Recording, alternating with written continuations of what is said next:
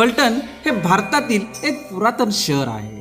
फलटण शहरात यादव काळात इसवी सन 1000 ते 1400 मध्ये अनेक मंदिरे बांधली गेली. त्यापैकी एक प्राचीन जबरेश्वर मंदिर आजही राजवाडा व श्रीराम मंदिराच्या जवळ रस्त्याच्या मधोमध उभे आहे. हे मंदिर हेमाडपंथी शैलीतील आहे.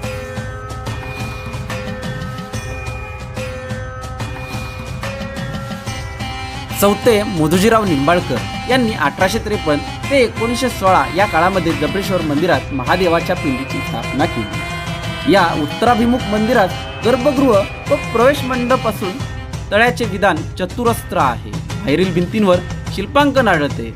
गर्भगृहात छताखाली पादपृष्ठावर 24 तीर्थकारांच्या मूर्ती खोदल्या आहेत. आतील उजव्या बाजूला कोनाड्यात विठ्ठल रुक्मिणी, नंदी, कासव, गणपती अशा मूर्ती आहेत. गाभाऱ्यातील पिंड चौकोनी आकाराची असून तिचे तोंड पूर्वेकडे आहे.